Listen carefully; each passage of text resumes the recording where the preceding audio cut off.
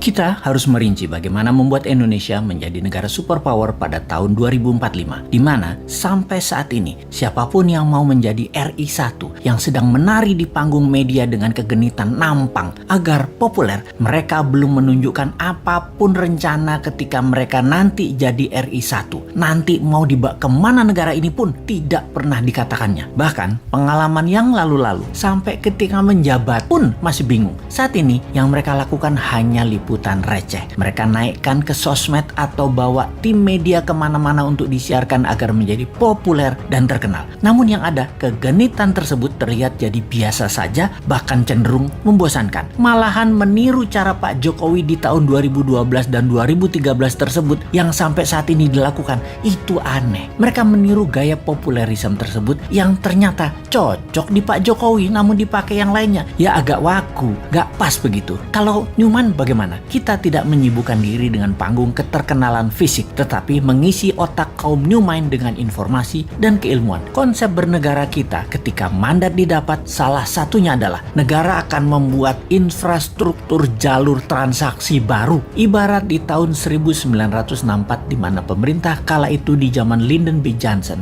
memerintahkan DoD atau Department of Defense untuk membuat alat komunikasi baru di luar kabel atau di luar PSTN yang selama itu dipakai hampir sudah 50 tahun. PSTN adalah sambungan kabel untuk telekomunikasi, untuk telepon. Lalu di tahun 1969 lahirlah yang namanya internet, dan di tahun 90-an masa jayanya isinya internet. Hingga saat ini internet menjadi alat komunikasi dan transfer data utama dunia. Sama, dulu kita infrastrukturnya perbankan, kredit card, ATM untuk menyalurkan uang beredar. Kedepan kita akan membuat infrastruktur transaksi perpindahan aset digital emas, yang mana emas fisiknya ada di Nusantara Metal Bank, semacam lembaga di Swiss yang terkenal yaitu Swiss Metal Bank, bank metal milik Swiss yang isinya logam berharga, noble metal atau PGM, precious group metal, ditabung disimpan sebagai underlying mata uang Swiss. Sekarang dengan digital teknologi tak perlu lagi menerbitkan mata uang, pindahkan saja ke emas atau PGM ke sesama akun tadi, maka transaksi berbasis logam mulia bisa dilakukan. Itulah muasalnya dinaran, di mana jika kita dapat nanti dinaran akan dilepas oleh Bosman menjadi milik negara Nusantara. Pakailah dinaran sebagai kastodian Bank Metal Nusantara dan alat tukar transaksi terpercaya di seluruh Indonesia. 1 tahun sejak Newman pegang mandat, sejak tahun 2025, maka dinaran menjadi instrumen metal transaction. Ditarget dalam 5 tahun 70% transaksi di Indonesia pakai emas, dan 5 tahun berikutnya 70% transaksi ASEAN memakai emas. Dalam 10 tahun ASEAN dan 30% dunia pakai emas transaksinya. Itulah di tahun 2035. 10 tahun kemudian atau 2045, 60% transaksi dunia pakai emas berunderlying Nusantara Metal Bank. Di backup pasal 33 Undang-Undang 45, semua harta sumber daya alam dikuasai negara dan dipakai untuk kepentingan rakyat Indonesia awalnya dan untuk kepentingan rakyat dunia